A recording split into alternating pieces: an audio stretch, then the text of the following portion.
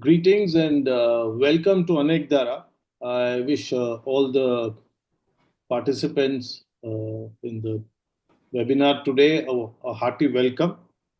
Today's theme, as you know, is on art and freedom of expression in India. My immediate task is to introduce the moderator. We have Ms. Zoha Rawat with us. Ms. Zoha Rawat is a visual designer with a background in UI, graphic, and brand identity design. She's worked across fast-paced startups, leading everything from onboard floats to major campaign launches. She holds a bachelor's in fine arts in painting from the College of Art, Delhi University, and a master's in design from NIFT Bangalore. She's had formal training in children's literature illustration from Riaz Academy. Zoha is a curious, collaborative, quietly obsessive with flowers and color palettes. When she's not designing, she's probably reading, swimming, or practicing a new card trick. And for all the participants today, I wish to inform she is the designer of Anekdhara's logo. Over to you, Zoha. Thank you so much. Thank you so much. Good morning, everyone, and welcome to join. And thank you so much for joining us today for this important conversation on art and the freedom of expression in India. Uh, I'll get right onto it. In any healthy democracy, the freedom of expression is not just a legal right, it's a cultural necessity. For the arts, it is the oxygen that allows creativity to breathe, question, protest, and reimagine society.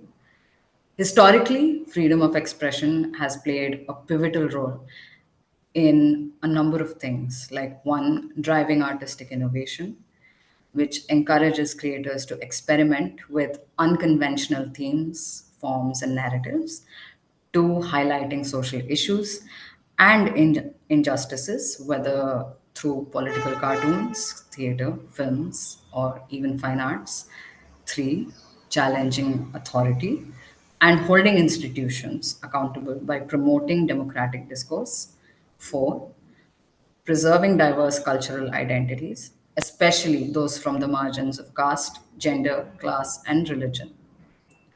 Yet, while these instant, while the Indian Constitution guarantees this freedom, artists and cultural practitioners have repeatedly faced restrictions.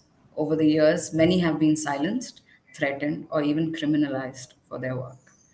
Take, for example, filmmaker Deepa Mehta, whose film Fire in 1998 sparked national outrage and she was attacked by right wing groups. Painter M.F. Hussain, who went into self imposed exile after facing over 900 lawsuits for his depiction of Hindu deities. Cartoonists like Arijit Singh, who was censored for his political commentary, and Manjul, who received threats for his satirical illustrations. Stand up comedians today, such as Munawar Farooqi or Kunal Kamra, whose work have led to FIRs, show cancellations, and even trolling campaigns. Uh, there's also been student incidents in universities like MSU Baroda in 2007 where artworks were deemed as obscene and students were arrested. These are not isolated incidents. A 2021 report by Free Muse ranked India among the top 5 countries where artists face the highest level of repression, citing legal persecution, organized trolling, and mob violence as recurring tactics. Themes that touch upon religion, caste, sexuality, gender, the judiciary, or political leadership are especially vulnerable. The use of legal tools like sedition, defamation, and obscenity laws are often vaguely defined. This creates a chilling effect, making artists self censor before they even step in. This webinar is our attempt to unpack this complex intersection of law, politics, and artistic expression. And we hope this conversation will spark a reflection. We'll be hearing from two key perspectives, one from an artist who has negotiated these freedoms in their own practice, and the other from a legal constitutional expert who can help us understand the boundaries and protections of our rights under the Constitution. Uh, Let me introduce to you our first speaker, Shri Keshav, who is officially named Venkataraghavan P, but is known to most as Keshav, a nickname from home which stuck. He's been drawing and painting since childhood. He's born in Hyderabad and is a commerce postgraduate from Madras University. His cartooning journey began with the Tamil weekly Ananda Vikatan, inspired by Punch. Keshav went on to become the editorial cartoonist for The Hindu from 1987 to 2019, known for his sharp, thoughtful visuals. He's drawn inspiration from masters like David Lowe, Pat Oliphant, R.K. Lakshman, and O.V. Vijayan. And he says that the real challenge in cartooning is deciding what to say and not just how you draw it. Though not formally trained, he studied both Western and Indian art. Deeply influenced from Renaissance painters to Nandalal Bose and Ganesh Pine. Over the years, he sketched everything from parliament to public concerts, honing his eye through real life observation. And he's had solo shows in Madras and Bangalore and a group show in Delhi. And since leaving The Hindu in 2019, he's taken to full time painting. You can see more of his work on his website called krishnafortoday.com. So that was my side. Over to you, Keshav.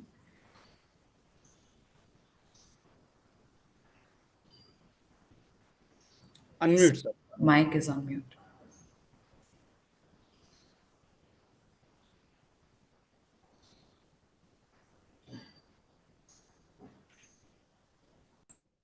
Now, hello. Am I audible? Yes, sir, you are audible. Yeah. Good morning. Thanks a lot for the invitation.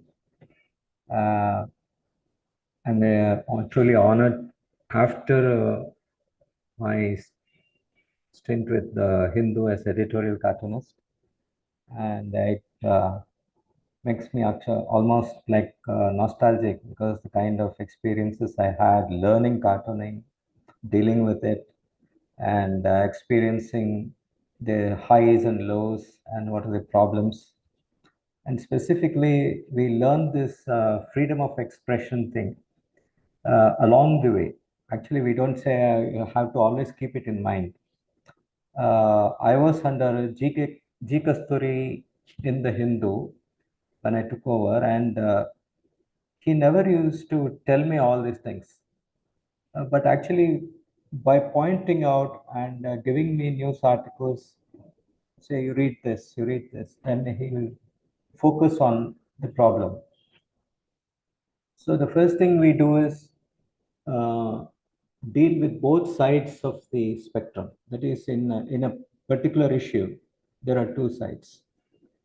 And one side will object, one side will be happy about the cartoon. That is how it happens. So he says you have to be objective. You never are a part of the political scenario. It's almost like cutting yourself off. And that's how we treated cartoons. That is, once you read you don't read one part of the story. You read that issue from various angles, and then it boils down to what you have to say. That is the longest time it takes. In fact, it was Oliphant's statement which says the hardest part for a cartoonist is to know what you have to say. So that is the most difficult part, because once you get the idea, then you have these symbols, visual symbols. Actually, David Lowe was the person who coined all these symbols, because you take from stories, phrases, catchphrases, and word of mouth, and the so many visual elements are there. Now, this freedom of expression, the first thing I came into contact with this was during the defamation bill in New Delhi. It was during the Rajiv Gandhi era. And there was a big hue and cry. There was a leaders, all the press, they went there. They sort of carried a procession before Parliament, and it was a big issue. So that is where you know that your freedom of press is endangered. So how do you have to go in and protest, because there is no way, because if you start saying, okay, this is the law, we accept that, then the thing is your freedom, particularly when we are in the fourth estate, it is a very powerful medium, and you'll have to safeguard yours, and you have to be there in the front to safeguard it. No one will say this, okay, you have this freedom, we will obey it. It's not like that. You have to guard it very, very closely and see that you have your rights restored. That is how it works. Freedom of rights doesn't come easily. And another thing is, we have to keep personal contacts, and you have to have the support from all in the media, and so that you can have that. That is, there was some what do you call the editor used to say, you don't curtail your views, or you don't go, or you say this is not done, this is not allowed, and then you censor your own work. You don't do that. That is why we are here as editors. He would say that. That gave me a very strong idea that you can go ahead, because if it's going to be a problem, you understand what the problem is.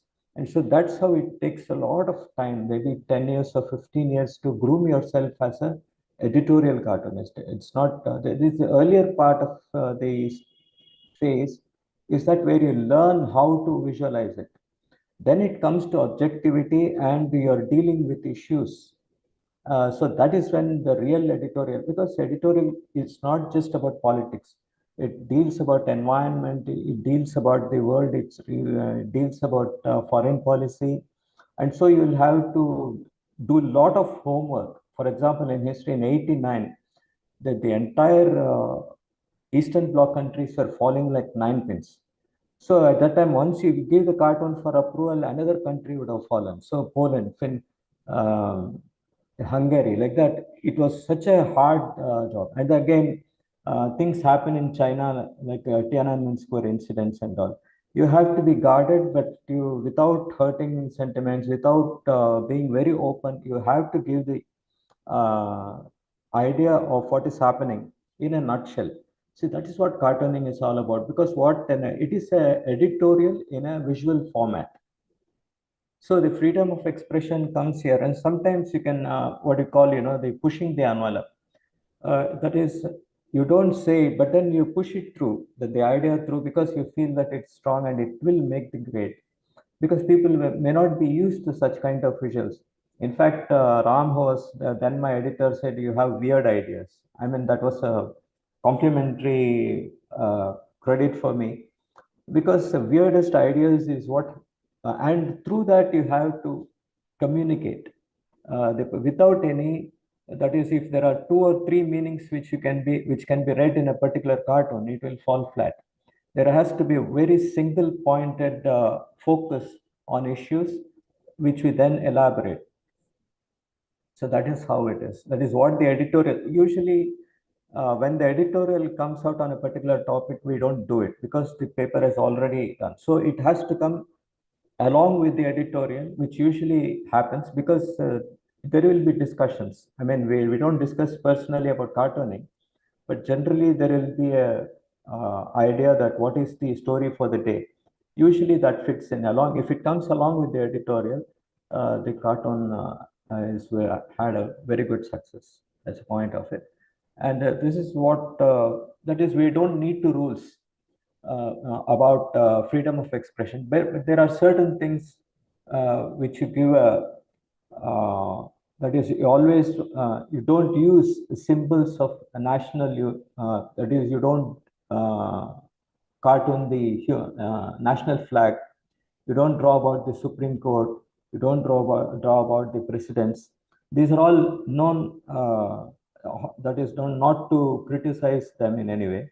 But then what happens is, there are certain situations when the president himself comes into the picture in politics. For example, Zail Singh, he made a statement, and that got into tiff with Rajiv Gandhi, and all the prime minister and president were loggerheads. Such things happen. But then you will be forced to use the symbol or use the president in the cartoon, which is usually avoided. And then we don't do positive cartoons, like we hail somebody like in a cartoons and all, because we call it cartooning is basically a very negative art. It is to point out problems, not raise. Otherwise, we'll be called poster boys of a particular party or a leader. So this we usually avoid. It is a negative art, no doubt, but and any serious issue will have to be lightened up, because so then the sense of humor comes in, and then you make it lighter, but the point still will remain. So this is what I want to say about freedom. Any questions you can have? Thank you so much. Yeah. That was a lovely perspective. Now we go on to our second speaker. She's Santosh Paul. He is a senior advocate at the Supreme Court of India with over 35 years of distinguished legal practice, a graduate in economics from Elphinstone's College, and an LLB from Government Law College, Mumbai. He has built a formidable reputation across courts in India. Over the decades, he has appeared extensively before the Supreme Court and various high courts, with a particular focus on constitutional and supreme constitution. I am so sorry. I'll just mute another screen. 1 second.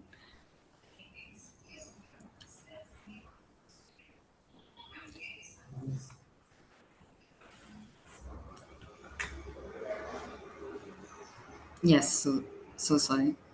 As I was saying, he has appeared extensively before the Supreme Court and various high courts, with a particular focus on constitutional and commercial law. His legal acumen has also seen him lead several high profile arbitrations, often before former Chief Justices and judges of the Supreme Court. Beyond the courtroom, Shri Paul is also a respected author and editor, engaging deeply with issues at the intersection of law, policy, and society. His published works include Appointing Our Judges, Forging Independent.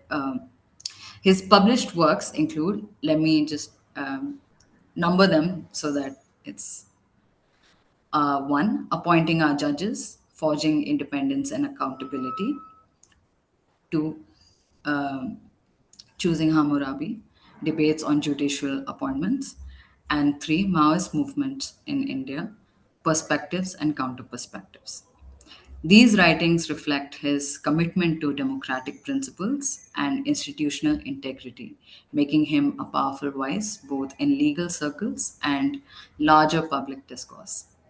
Thank you so much. The floor is yours, sir. First of all, let me thank you for inviting me for this particular webinar, because it is, I think, a very burning question, and it is causing a lot of distress amongst the, not just the community engaged in art, but also in journalism, in scholarship, in various other fields. And this, it has now become necessary to once again revisit what is it that the Constitution guaranteed to its citizens, who constituted about 1.41 million people. I mean, 141 million people were at that point of time in this country, and a guarantee was given by the Constitution.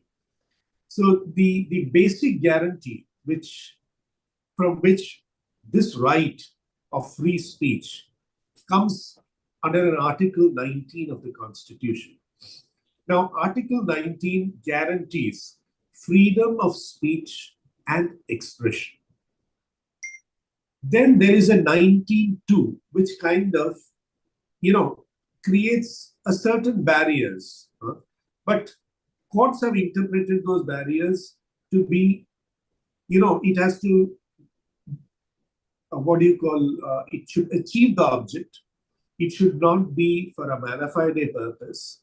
It should not be for an ulterior purpose. So the curtailment of free speech there can be reasonable restrictions. That's what the Constitution says.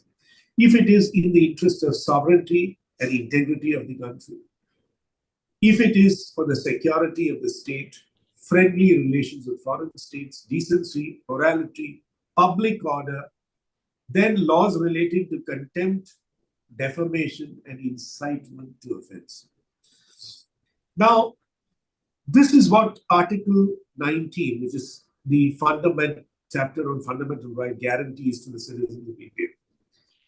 The preamble to the Constitution, which is the fulcrum on which the whole Constitution is based upon, guarantees liberty of thought and expression.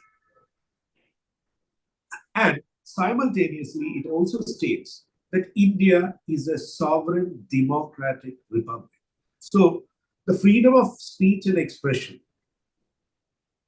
is based on the foundation that our India is a sovereign democratic republic. Now, the challenges to restrictions of free speech came as early as 1950. There was this famous judgment of Romesh Thapar versus State of Madras, where a legislation was invoked to prevent publication of a journal. Now, there the Supreme Court said, freedom of speech and expression includes freedom of propagation of ideas. That is also very important. And freedom is ensured by freedom of circulation. Now, when you say circulation, it doesn't mean, it should not be understood to mean you have a right to speak, but you have no right to have it circulated. Certainly, if the person has written something, he would like to have it circulated amongst the people. In the sphere of art, it means that the artist, for the artist, circulation means displaying his art to the public. A public performance. Everything, all these constitute circulation when you bring it into the context of art. Thereafter, a leading judgment was in 1962, where 5 judges, what we call as the Constitution Bench, pronounces once again on Article 19, 1 and 2 of the Constitution. And here they say, freedom of speech and expression are the foundation of all democratic organizations and are essential for the proper functioning of the processes of democracy. See, a democracy, in order to function, there has to be free speech. Otherwise, it is not a democracy. And this is a very important decision because it is 5 judges of the Supreme Court endorsing that position. Later on, we come to about 2010, when one of the movie artists from, I think, the state of Tamil Nadu, Khushbu, said something which was found to be, unappealing to many people. And it was a kind of obstruction was brought, and all kinds of criminal processes were initiated against her. There again, the Supreme Court said it is necessary that we tolerate unpopular views. It's not that only popular views can be expressed. This is the broad, contours of Article 19, which the courts have held, but there are several judgments. I do not want to go into those aspects. See, now the difficulty which we are facing in today's India is, see, 19.2, which provides reasonable restrictions, is no longer a shield. It becomes a sword to attack dissent. It becomes a sword to attack artists. You will find filmmakers, writers, novelists, You have even comedians being roped in by invoking various draconian legislations and saying, sorry, this Article 19(1), the freedom of speech, is not absolute, which we agree. But the restrictions we are imposing is within the framework of the subclause 2 of Article 19. Now, this is where the problem arises. Now, there are places where police come and clamp the place where a person is to give a discourse or give a performance, and they claim protection by invoking some draconian legislation and saying it is within reasonable restrictions. Now, the difficulty for the artist is it's a place which he has booked. He has to perform there. It involves a certain cost. All these, unless the courts intervene timely, and it's not easy to immediately invoke the court, and it invariably happens at the end hour, all these things. So this kind of harassment by authorities has become rampant.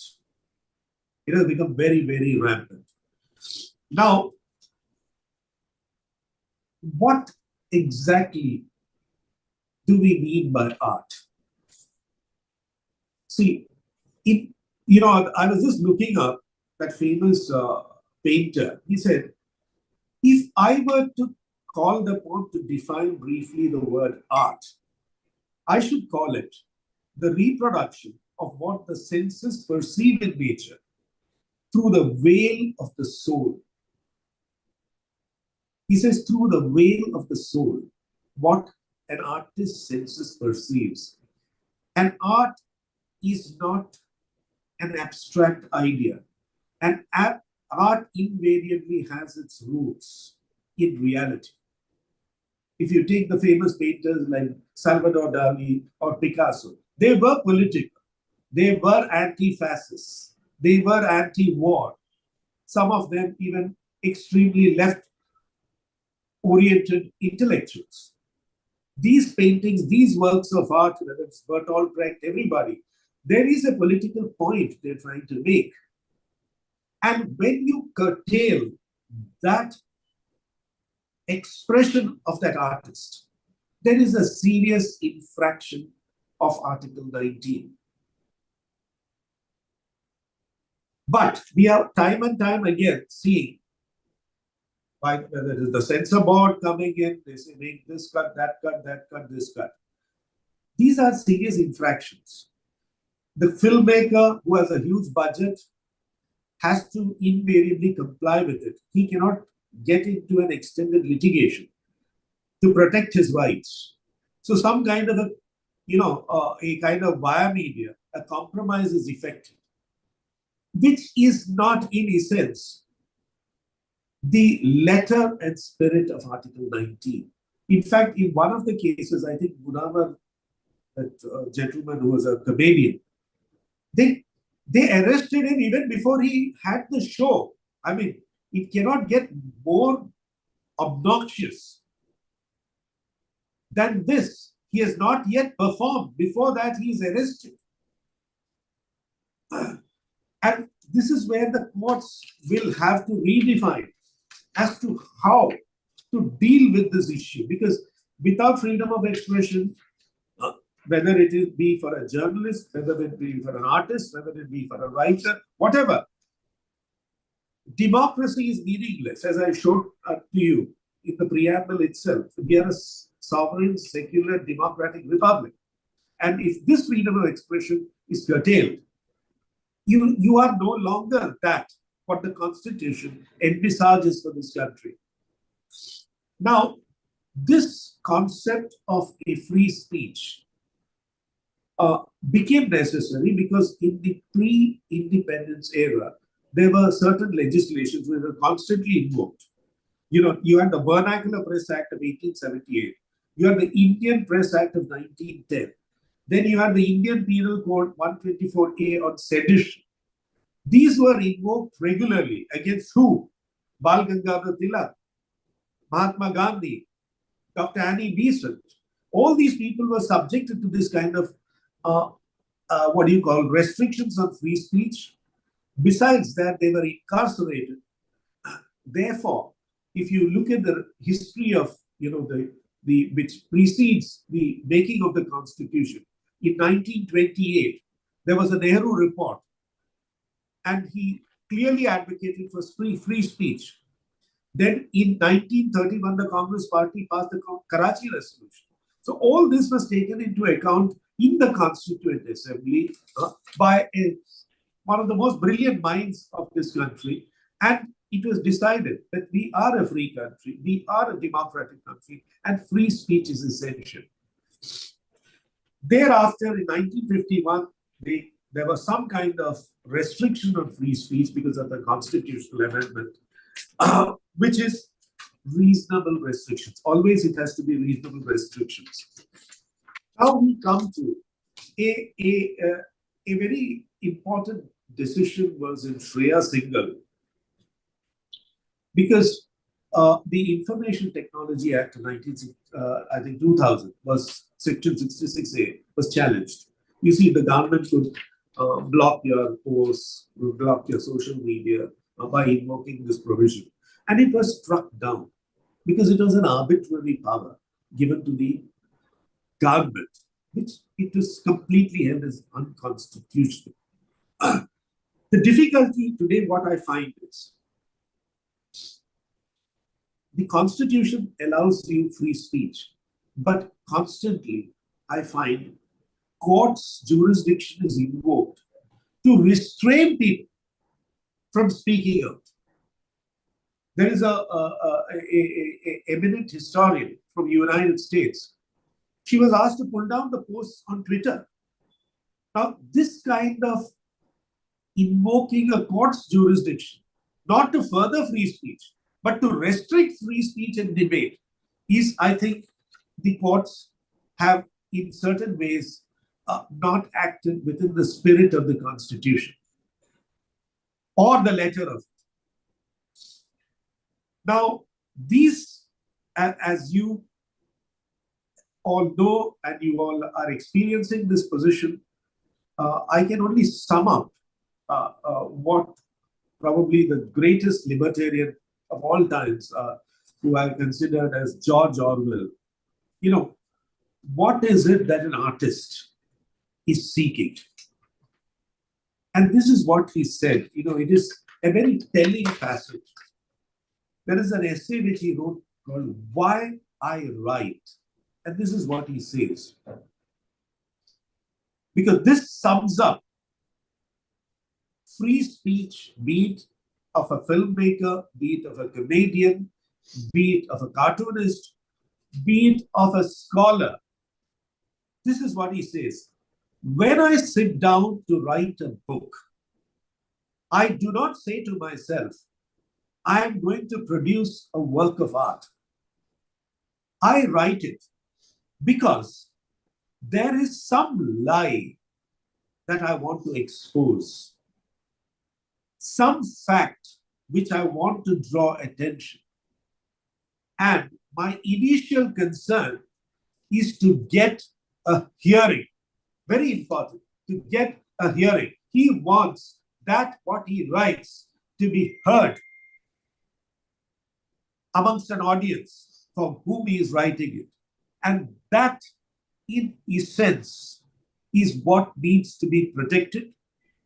And I'm glad this webinar has invoked this subject as the topic of discussion today. I want to thank every one of you who have made this possible, because this is the very fulcrum of democracy. This is the very essence of democracy. And an artist is, in effect, trying to communicate something through his art, no matter how abstract his art form is. And that is something which requires to be guaranteed, not just by the courts, but by the establishment, by the government, by the legislature, by the police, and every instrumentality of the state. Thank you so much. Thank you so much for such a lovely perspective. Those were both insightful and thought-provoking. from lived experience to legal frameworks. We've explored just how complex and crucial the conversation around artistic freedom is in India today. It's clear that the right to express is not only about protecting artists, but about safeguarding the soul of our democracy. We'd like to now open the floor for questions and thoughts.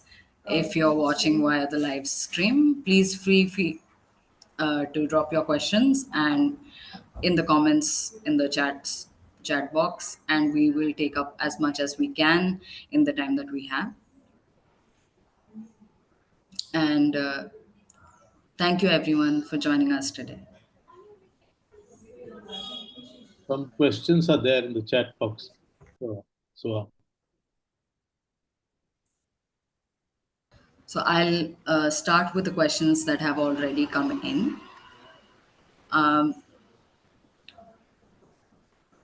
Satish Acharya's cartoons are accused of violating India's Information Technology Act, while Manjul's are accused of violating Indian laws. These accusations highlight the vulnerabilities cartoonists face in balancing satire with legal and social constraints in India. Mr. Keshavji, have you faced something like this during your career? Actually, they are the two most brilliant cartoonists who wants to know. They are very good. And that is the purpose of cartooning. It is focusing on the issues. See, that is, if you're not saying it forcefully, how will people hear it or know all about it?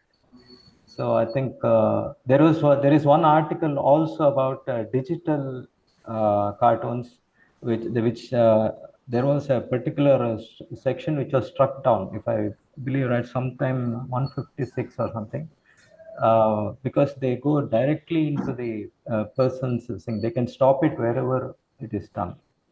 So there was a big fight for that removal of that section. And actually, I don't think. I mean, Satish Acharya is doing great in present times. It is very difficult to be cartooning in today's time. Let me be very frank about it, because people have no idea, and they're not allowed or learned enough to take both sides of an issue. See, they're looking at one point where people just verbally, even in TV, you can see the debates.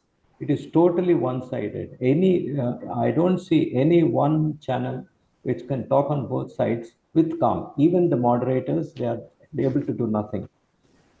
When a person hears the whole issue, then we can see there is democracy in this country.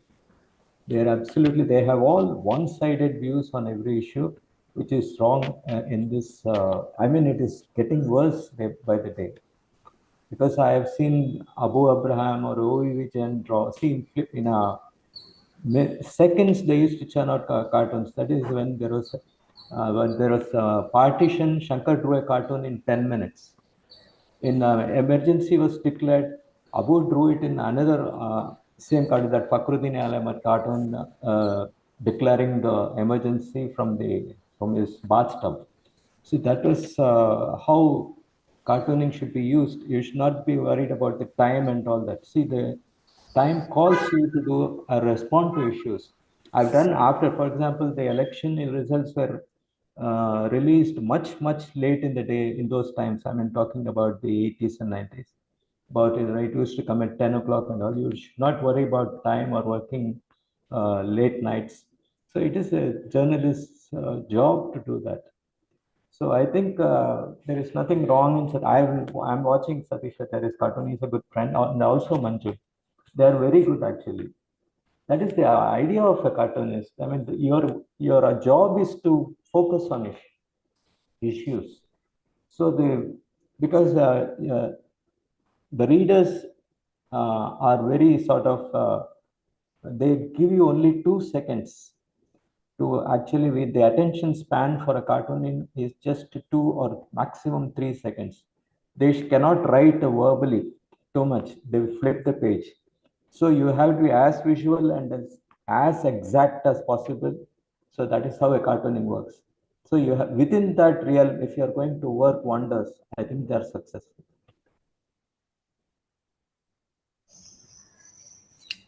I would like to agree with that. Our second question is, what lessons can be drawn from the 2015 Charlie Hebdo inspired cartoon controversy and the subsequent debates on the boundaries of satire in India? Yeah, Charlie Hebdo was one particular issue when it was meant to provoke. There was no, see, there is a difference between two things. It doesn't, there is a particular section of society which doesn't want imagery. They don't want somebody to be portrayed in a particular format. Then I think it is, this is in the religious level. I mean, we are not going into social levels. So we have to respect some things. And in that Charlie Hebdo case, it was very specifically they focused and they targeted that society, because if it's not to be done, then I will do it. It is a sort of challenge. I think that was the reason. And cartooning in our society is to respect the sentiments of people. I mean, respect is particularly the religious sentiments. It is very strong, and we have to respect that. I'm not talking about issues. If it leads to particular issues, we can talk about that. But the basic tenets of a particular religion should not be violated. So I think there is a particular Lakshman Rekha we draw ourselves. Nobody needs to say to us that this should not be done.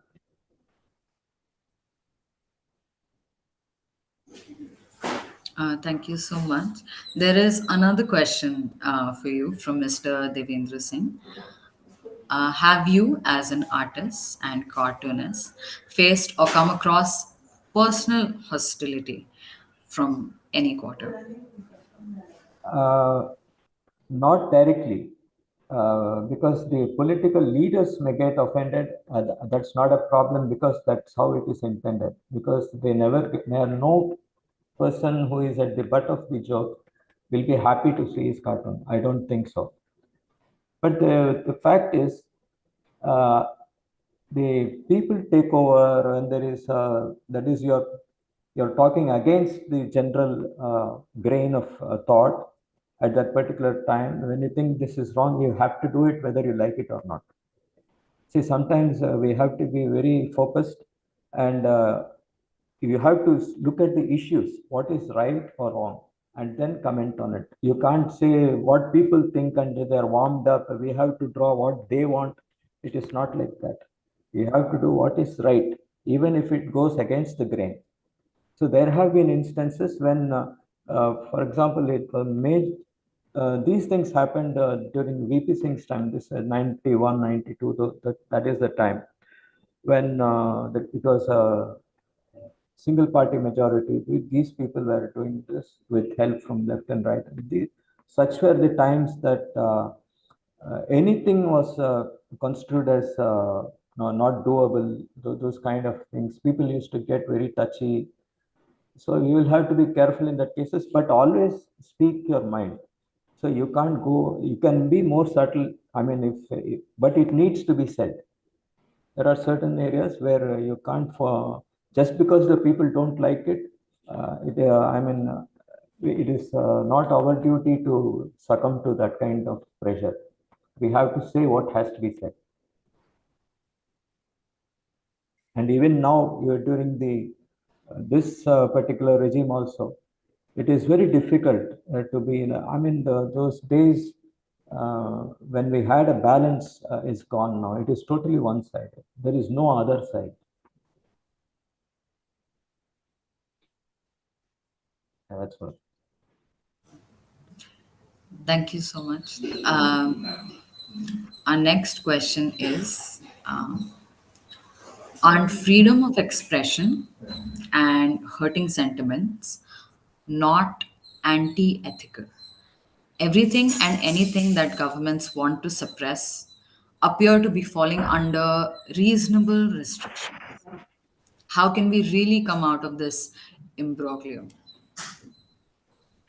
See, any writer would almost envy the rights of cartoonist, because even Abu used to say that cartoonists can get away with murder, because that is because in visual terms you can't say it but as it is. So when you use a perfect analogy or a phrase or a visual item for the cartoon, and it immediately resonates with the masses, there is nothing can be more stronger than that. And when it comes at the right time, you'll have to serve it hot. That's how they call the cartoon. You'll have to serve it hot immediately after the issue. Then it does work wonders. So we have to be careful also about the repercussions. You'll have to be fast on your thought, and then you go ahead with doing cartoons. George Orwell used to say, animal form. He said something which is very telling. Yeah. He said that journalism is what somebody does not want it to be published. Yes. Everything else is public relations. And that is the sad state of affairs, which we are faced with from many quarters today. They are not here for journalism, is not here for public relations of X or Y or Z. They are here to raise issues. Yes. That's the fundamental tenet of democracy. That's how democracy is supposed to function. Yes. In fact, there is a very interesting episode. John Kenneth Galbraith was our ambassador to India, who was a very famous economist. They were sent to Germany after the war. The American economists were sent there to study how Germany was so efficiently carrying out a war machine. And Galbraith went and his team went and found, and he wrote 2 telling articles, one of which was titled, Germany was badly run, because there was no critics. See, one man says, do this, without understanding that the Allied forces from the West are already probably at the borders of Germany. The resource allocation for a certain equipment will not materialize. Similarly, on the Eastern Front, the Russian army was also advancing very close to Germany, and allocations were made which were completely not in sync with reality. And Galbraith says something interesting. He says that if it was America, the decisions will not be that quick. But if such a proposal comes, it will go to a congressional committee. The congressional committee will look into A, B, C, D aspects. They will come to a decision which is fairly more or less correct, rather than the way in which Germany conducted the war.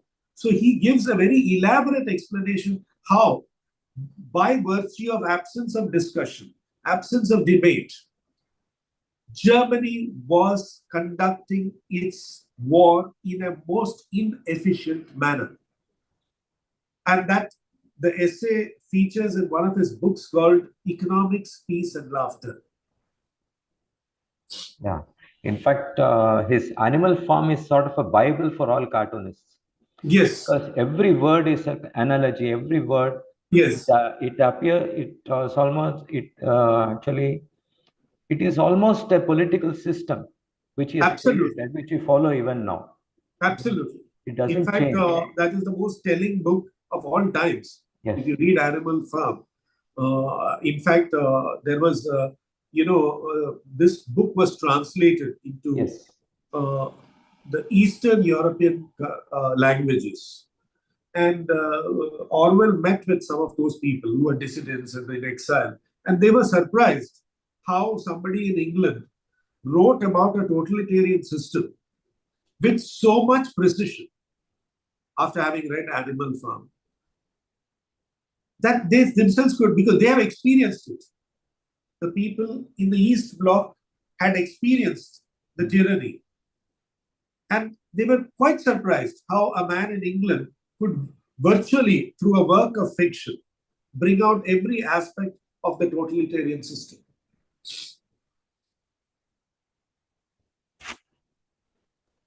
Thank you, sir. Well done. Very well put.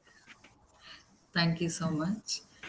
Our next question is: what insights can be drawn from the Supreme Court's 2018 intervention in the Padmavat controversy, where it upheld the filmmakers' right to creative expression against mob censorship, um, regarding the constitutional protections for artistic works and facing public backlash? See, this is why I told you right from 1950, Romesh Thapar, then you have 62, the Sakal newspapers. Thereafter, you have a series of judgments. The Supreme Court has only endorsed a constitutional position, which it has been canvassing right from 1950. And what it is canvassing is actually what was thought of by the leaders of the independent movement, starting from the Karachi Resolution of 1928, the subsequent resolution of 1938. All these are, in essence, endorsements, re-endorsements of the very same proposition that fundamental right to free speech is guaranteed, and it can be only for reasonable restrictions can be imposed, and nothing beyond it. And the restrictions which you impose also has to meet with the objective standards. It's not something. It's not a nebulous concept you can rake up. And what the Supreme Court said in that Padmavati decision is exactly what it has been saying all along in all these, several decades which have gone by.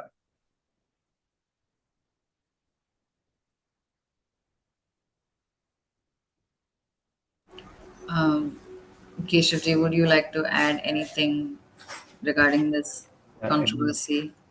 in films and all, it is a bigger issue because so many things are so real that you cannot even say what is wrong, what is right. The lines are erased there. And so films have to be, I mean, other than the general trend which is happening, I think serious films, they talk about issues and that leads to be trouble. But it's generally the case. They all have to fight. I mean, it is we have to fight. Otherwise, good filmmakers will not be there. We'll only have masala films.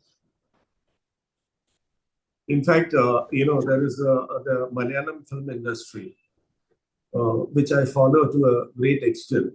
I find so many important social issues are addressed, which just does not touch in the mainstream movie making at all. And most of the movies, there is so much of social content, so much of social commentary, so beautifully crafted into the movie. And I'm glad that today there is a larger audience for Malayalam films as well. But if you try to curtail that filmmaker's right to express that, and there is a brilliant movie called The Great Indian Kitchen, and it is so clear and so beautifully put across what is the condition of the woman. To say that, his rights will be curtailed for X or Y reason, and he will not be allowed to say it, would be a very serious abrogation of the free speech. And not just that, it will be an infraction of our idea of what a democratic society is.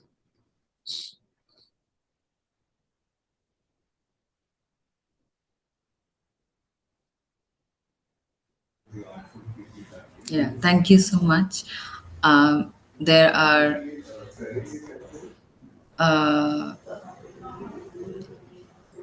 one second. Yes, so the next question is: how does the vandalism of the Habitat Comedy Club in Mumbai by Shiv Sena workers in March 2025, in response to Kunal Kamra's satirical remarks about Maharashtra Deputy Chief Minister Eknath Shinde, reflect the broader challenges to freedom of expression for stand-up comedians in India? See, that is the Shiv Sena's brand of politics. What else can we say? Because they said that is the way they get their electorate. And so what can we say about that? It is intended to create their vote bank. Nothing more can do. We can just protest against it, say this is wrong. That's the only thing we can do. Legally, I mean, Mr. Santosh, Mr. Paul can say that. See, what is alarming about that is a comedian is making a commentary through his art form about a political situation which developed and got legitimacy in the sense of another government coming in place. His comedy was addressing that process. And in that comedy, what he is trying to express is that the voter means nothing to them, because the voter votes and ultimately a defecting politician is allowed to get away with it. It's a very serious social commentary, and it's a very serious issue which the society, not just the society, the lawyers, the lawmakers, the legislators will have to consider. But instead of that, you have, and what is most disturbing here is, the ruling establishment's people come and destroy the venue. You see, it is not some fringe group. It is the very same party which is in power, and its people are trying to have done this, which is a very serious, what do you call, a threat to democracy. That means you will use being in power, you will bring in people and prevent an exhibition, you will prevent a performance, you will prevent a film. And why? You had all the resources at your command. You have a police establishment. You have a bureaucracy. You don't invoke any of this. Instead of that, you actually let loose people onto the side, threaten people who are attending the function, destroy the furniture. This in fact requires a judicial intervention. If you are in government, you had the police to act. And when the police acts, they will have to act within the framework of the Constitution. No, but you don't use the police. You don't use the bureaucracy. You will just let loose individuals, which is a very, very unsavory incident. And it is a serious black mark on India's democracy as to what happened at that particular venue in respect of the artist. It's a very contemporary change. This they call it the moral policing. I think that should be stopped. Absolutely. Should be stopped. In relation with this itself, we have another question as well. So recently, the CM of Delhi was asked about Kunal Kamra performing in the city, and her reply was he can perform at his own risk. And is this a case of the state giving the mob a free hand to curtail freedom of expression and have plausible deniability that it's not the state imposing restrictions? It is very sad that it is the Chief Minister. I've seen that interview. It is extremely sad that the Chief Minister of Delhi makes a statement to this effect. She is there to protect the Constitution and to function in accordance with the Constitution. When she is asked whether a comedian can perform in the city in which she is ruling as a chief minister, her answer is that he can perform it at his own risk. You're right. She is giving a carte blanche to the mobs. This is untenable. That means you took oath under the Constitution of India. And what are you telling on a public platform? What you're telling is the very negation of the Constitution. It is really, it is a shocking episode to the extent to which a chief minister of a state can make a statement to this effect, which will threaten not just the artist, but also the people who go to see him. Certainly, it is an infraction of 19. It is an infraction of her oath under which she is working as the chief minister of the state.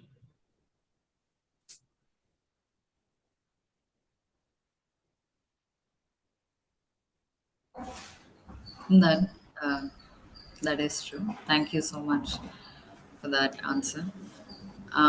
There's two questions from Mr. Devendra Singh for Santosh ji. One, can unhindered authority totally destroy any provision of law or rules and regulations? And two, does Article 19 envisage freedom of expression against the functioning of judiciary and courts? No, you will have to just come back again on the question. Yeah, we can do one question at a time, of course. No, you can tell the first part here. Yeah. The first question is, can unhindered authority totally destroy any provision of law or rules and regulations? See, if you read the Constituent Assembly debates, the makers of our Constitution understood that those who have power will abuse it. They knew that. Which is why, if you look at the debates of the Constituent Assembly, especially Jawaharlal Nehru, he said, we want judges, independent judges, who will boldly stand against the executive. So the only guarantor of freedom against executive or legislative abuse is the judiciary. Between fundamental rights and executive excesses or legislative transgressions, there is only a judiciary which can protect the citizen. And if that does not happen, then there is no rule of law. Which is why the independence of judiciary was so very crucial to the makers of our Constitution. Because they knew and they envisaged abuse of power. And they wanted power to be exercised in consonance with the Constitution. They wanted power to be exercised in the spirit and letter of democracy. And for that reason, an independent judiciary is created. And the sole purpose of the judiciary is to protect the individual or groups of individuals against these transgressions of executive or legislative excesses. You have the second part of the question. And the second question is, does Article 19 envisage freedom of expression against the functioning of judiciary and courts? Yeah. See, I think what the author of that question is perhaps asking is whether a criticism of judiciary is permissible and guaranteed under Article 19. I presume that is his question. And if that is his question, yes, the functioning of the judiciary can be subject to debate. There are, as Keshav said, there's a Lakshman Rekha. You cannot move it into the sphere of abuse and name calling, etc. You have a reasoned question, you have reasoned issues regarding the functioning of judiciary, the verdicts delivered, the logic of the verdict. Yes, you certainly can comment upon it, debate upon it, and that is guaranteed under 19.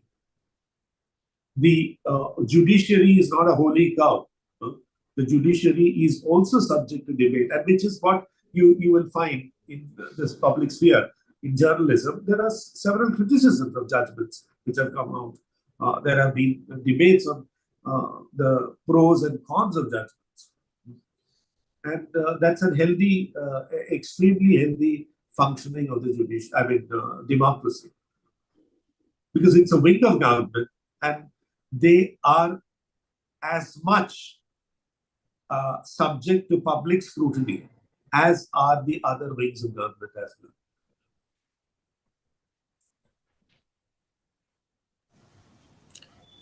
Thank you so much for that. We'll move on to our next question.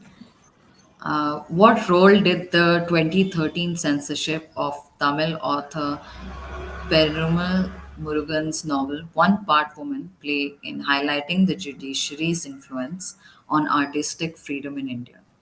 And where did it defend freedom of artistic expression?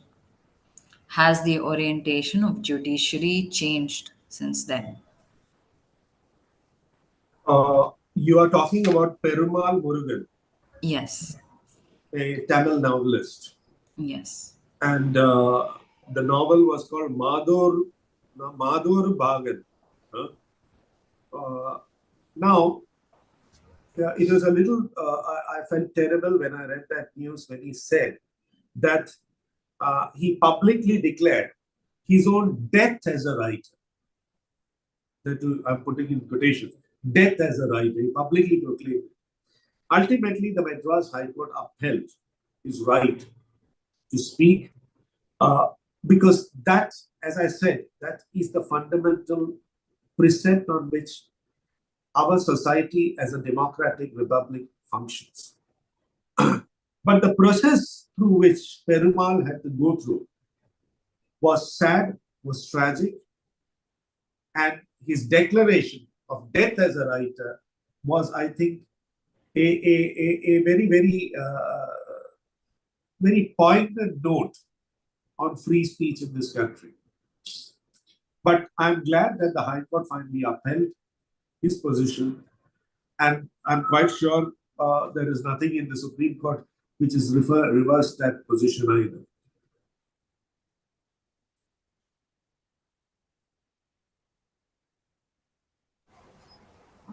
Thank you. Our next question is, do you think Indian society is too quick to take offense when art challenges cultural norms? Where should we draw the line between protecting and allowing creative freedom?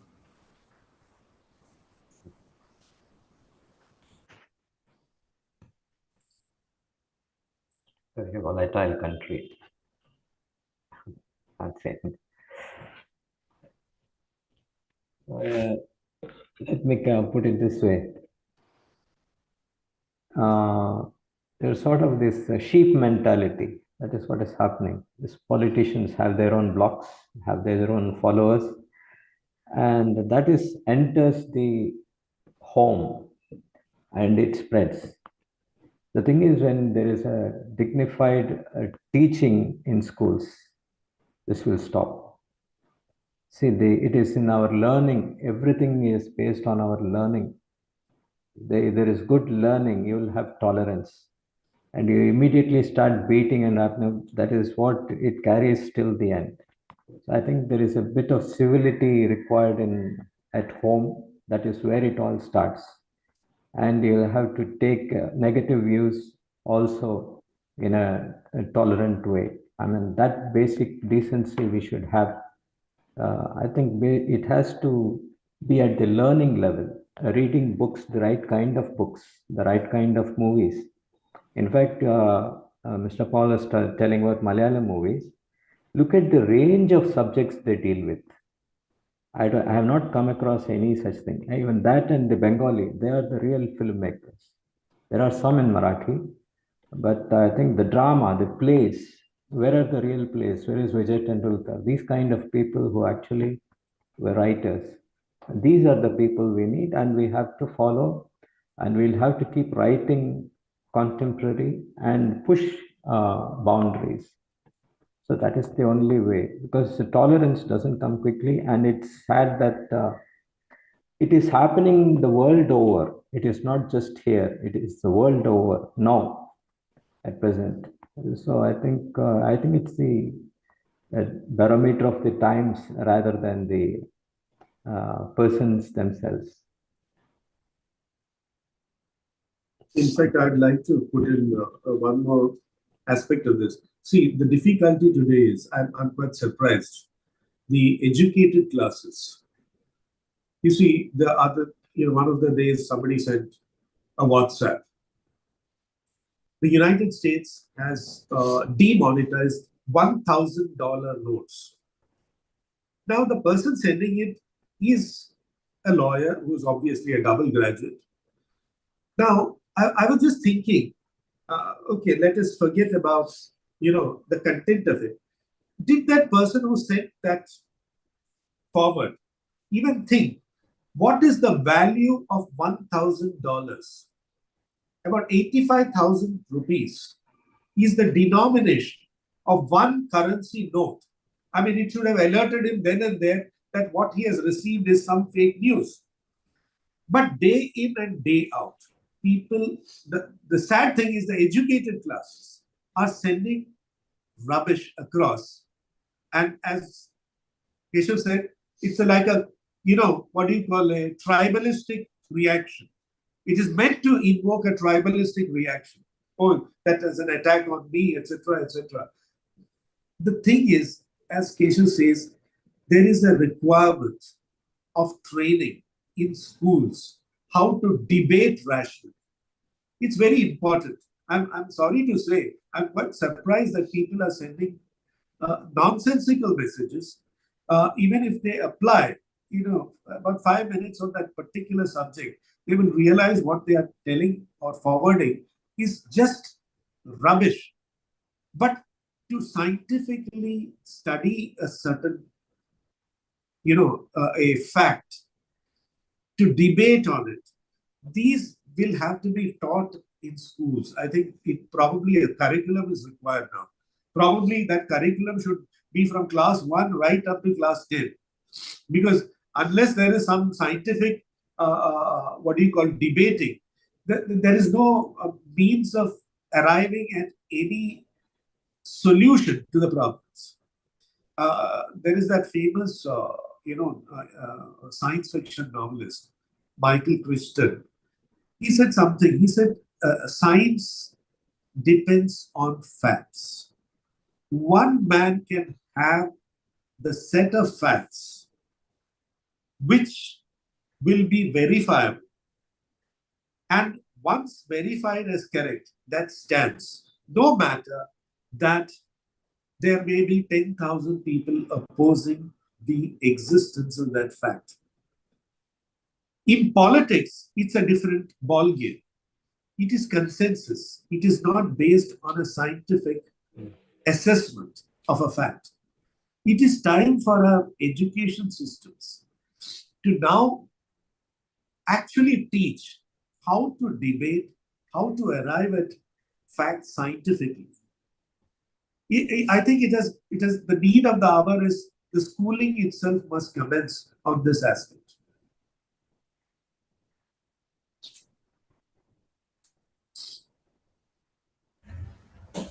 Yeah, that is uh, that is pretty true.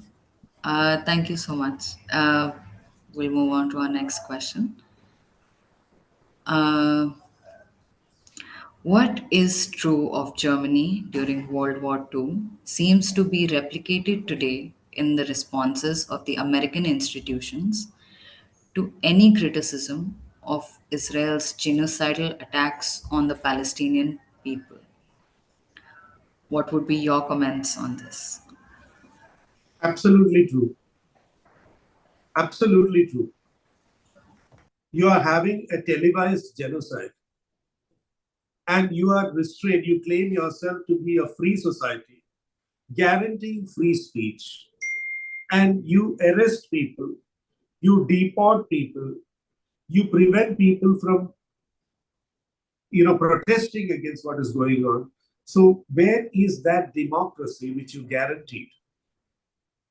And what is happening is a televised, as I said, televised genocide.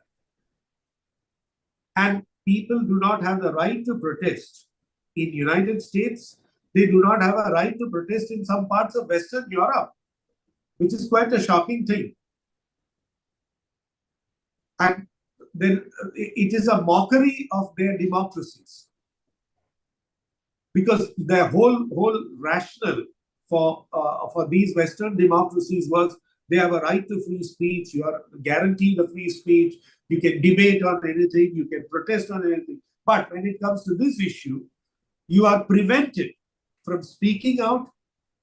You are prevented from organizing protests.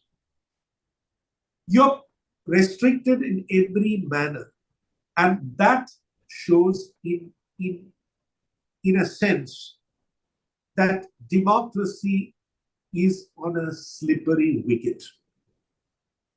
Be it here, be it in Western Europe, be it in the United States.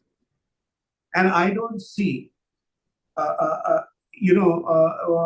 courts intervening in United States with regard to this subject. I've yet to see them. The fundamental right to speech, which is being curtailed on this particular aspect. And one element which probably Keshav will be able to give a far more erudite exposition is that the social media, despite all its ills, is able to bring visual images of what is happening. That's a very powerful thing. All these things which happened from 1948 in Palestine was curtailed, was never known to people. For what happened to the people of Palestine was never known, never made known, never articulated, because a certain section of people control that media. Today, by virtue of the social media, you are getting to know so many things, so many atrocities. Virtually an entire nation is uprooted and made to be on the run forever. These things are being brought out by social media. And social media is a counter to well-established media outlets which has been controlling the narrative till today. We would not know what is the extent and scale of what happened in Gaza, but for the fact social media like TikTok and Instagrams are actually relaying this information, sometimes on real time. So this is another, a powerful element of the fourth estate, I would call it, because even if you look at the mayoral election of New York,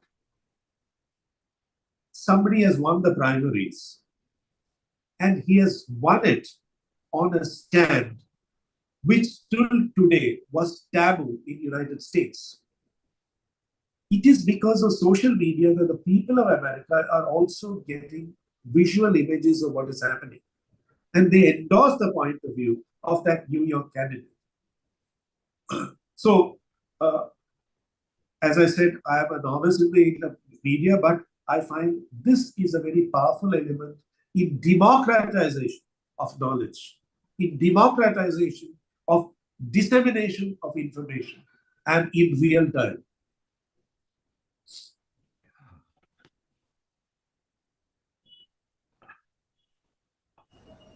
Okay, there is one more thing I would like to add on this. See, there in a conversation with Mr. Lakshman, I had an entire day with Lakshman there with Spilani when he was on a vacation, and he said this. at that time there was a volatile situation, good idea for cartoons. And he was saying, these people are working for me, I say. They are just, and when you told about Trump and the other thing, they're looking like walking caricatures. I mean, they're not wise men at the top anymore. You can see the weaknesses of the leader when it comes out into the open and you're being talked out at the lowest common denominator. Then what kind of leaders you have, that shows on the nation and who elected these kind of people, and then you and the kind of warmongering which is so openly debated in public in before the media is a wrong example any leader can do. I mean, it is a wrong precedent set by any standards. This should stop. At least see earlier whether they have a nuclear bomb test or anything. These were done silently. They had some. Now everything is live. For example, we had this on live TV about that Taj Mahal Hotel in Bombay. It was done live. Yeah. See, these kind of things, there should be some kind of, because all your perceptions and ideas, it is a live thing which is shown. It should not have been shown. See, there is a restriction which you yourself should adapt in social media, that there are certain things which cannot be said in public or before the thing happens. Particularly, this is a strategic situation. It should not have been shown. These things the media should learn, because the media is changing digitally and visually it is changing, and the cartoons have been transferred and it has changed to memes by so many people are doing good. Memes are coming out in Instagram, and in fact there are Jeffrey Sachs interviews are being published Yes. directly, of course. So it is a very good thing such things are happening. So we are more informed now. So such things help us in the long run. So there is a contra thing which is happening, which is good. We have to appreciate that also. Second thing is on Lakshman. I was asking as a young cartoonist, what are the things we need to follow? What is it that we have to obey? How far can we go in this? He said one thing. See, these people, leaders, have to be treated with irreverence. That is one thing he said. But he added a clause to that. He said that the irreverence should be dignified. See, it is a contradiction in terms. Yes. And that is what we will be, a good leader or a journalist should be following that up. I think that Absolutely true, because that's a very, very,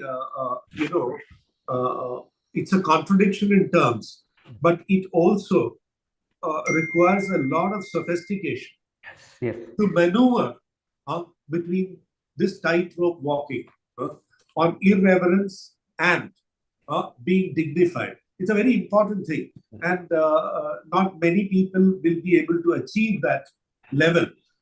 But that is something which the society should strive to. I entirely agree with you. Absolutely, sir.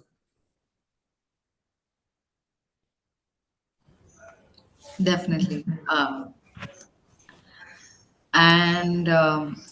We have come to our last and final question for today.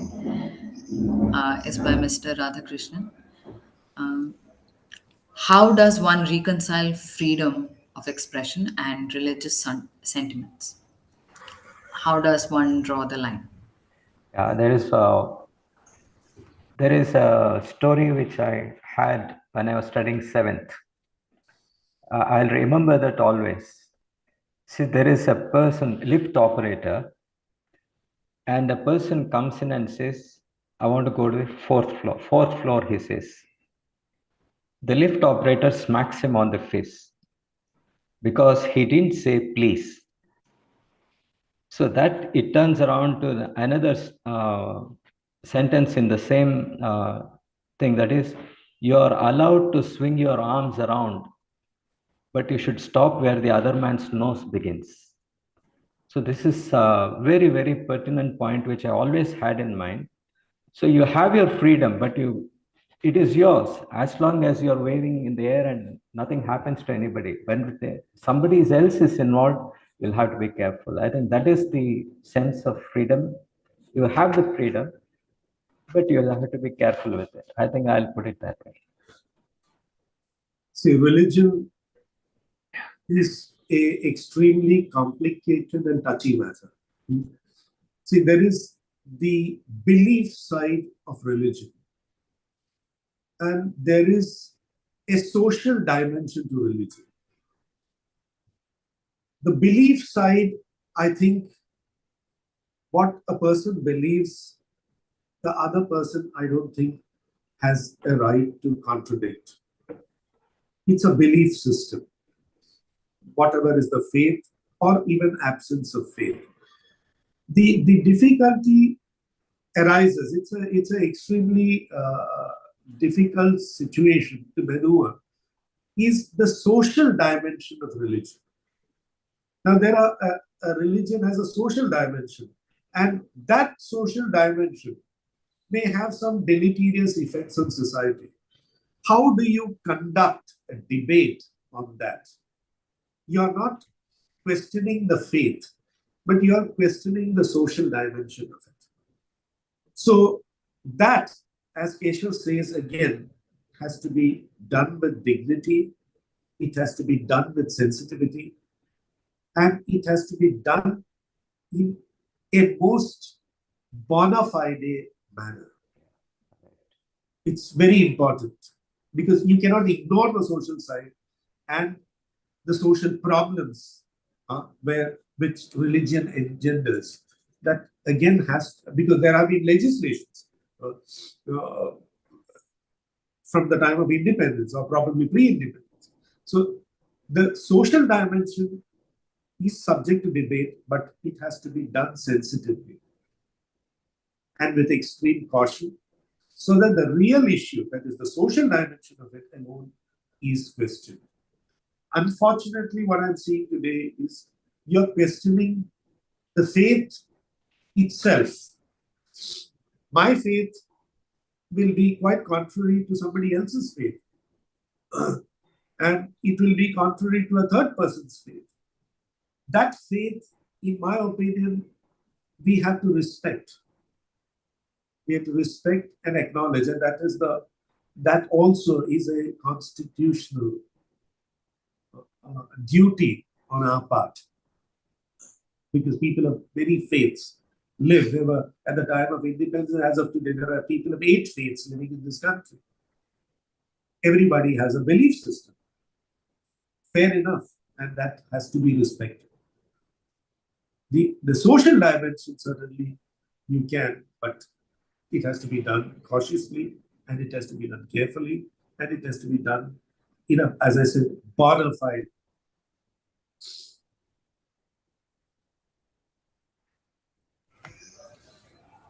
That is very true. I would like to add a little bit on that, where how people do have this morality in person, but we've seen it sort of decline when things have started becoming more online and through social media. And once your face is not revealed, you tend to have more freedom, whether positive or not. Uh, it really tends to tip on one side of an extreme, usually.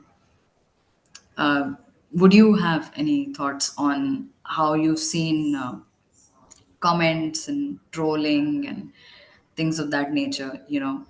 Sometimes they can be quite positive, but on other times they can be very, very quick to make assumptions, quick to have hurt sentiments, on anything and everything, on the smallest subjects, things that don't actually require big discussions. I'll give you an illustration. if you go to the eastern part of Europe, the Christian countries of eastern part of Europe, including Russia, if you enter the churches, you will find women are veiled. The head is always covered. These are matters of faith, whether the lady has to cover her head or not. And most of these churches, it is mandatory that you wear a head cover. But nobody seems to be questioning on that. You target X or Y community. Now, there was a very telling debate. You see, during the Shah's regime, he insisted that nobody can wear a burqa and their veils will be torn. The people were not ready for it. The women felt that they are being stripped. There are commentaries in various aspects of the revolution. If you read, the people in the rural areas felt that they were being stripped by some policeman or a military official. So it's a very very delicate matter. If that veil or that headgear happens to be voluntary, I don't think anybody has a right to say, no, you cannot be wearing it. Or a police authority impose that you have to strip yourself of that headgear. And that head covering is something which exists in many parts of the world. But it is very telling in Eastern Europe and Russia.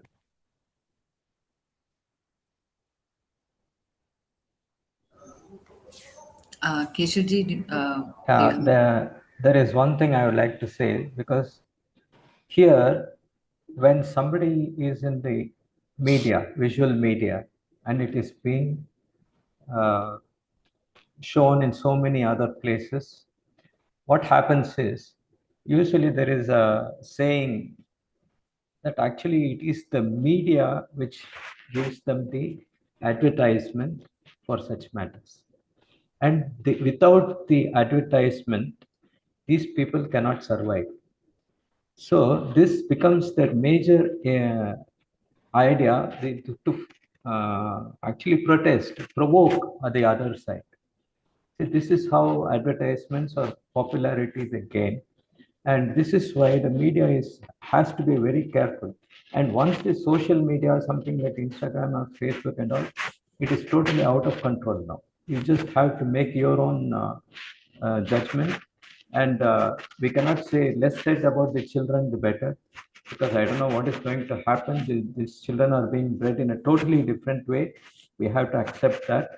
So I think we'll try to do the best we can. We'll have to be selective in our visuals. And the book reading has almost gone. Yes, in fact, book reading has gone. And I was recently in Russia. I saw a bookstore which is 3 stories high and a huge block of the building. And I was told Russians read 3 to 4 hours, many of them. And I'm surprised, I was quite surprised and taken aback. The whole bookstore was filled with, you name the book worth reading. Translations of it in Russian were available. And there was not a single English book I could buy in that bookstore. But I found that the bookstore was completely crowded, as if it's a shopping mall, and it was quite a, you feel positive about it, that society, in this age, that is still a first passion. Reading is still a first passion. And that, in my opinion, that reading, the more you read, the more probably you will have a broader perspective on many of the issues.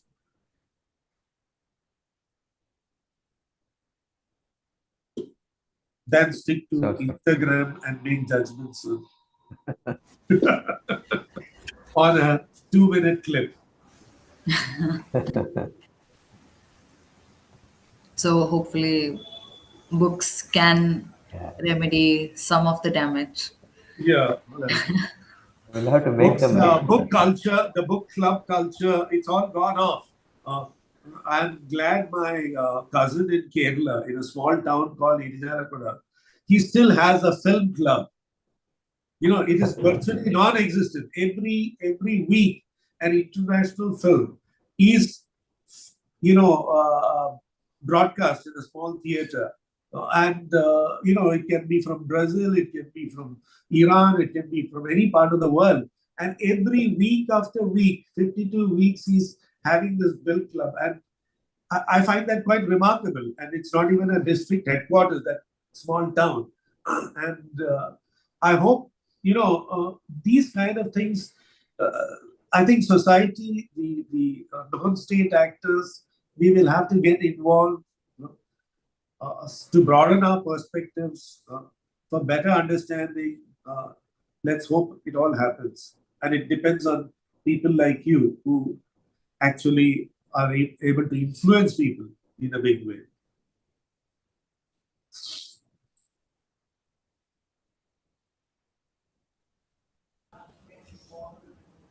Thank you. I hope this message carries through to whoever's watching today also about books and being able to remedy a little bit of what social media has done to us collectively. Yeah.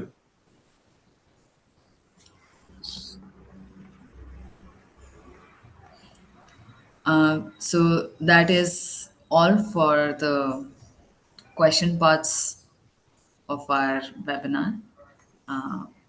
S- a very, very special thank you to both our speakers for so generously sharing all your insights, experiences, all your clarity with such layered perspectives. And conversations like these remind us that freedom of expression isn't just a legal right. It's a space where we must constantly create, protect, and participate. I hope at least this session has sparked new thoughts to whoever's watching and opened up new questions and reminded us of the power that art holds in shaping society. Thank you so much once again. Very Uh, much. and I look forward to continuing these conversations in the time to come, hopefully. Thank you so much for having organized this. And thank you for the audiences who have taken time off to sit through this. Thanks. And nice meeting you, Keshav. Nice And meeting you. everybody. Thank you so much, sir.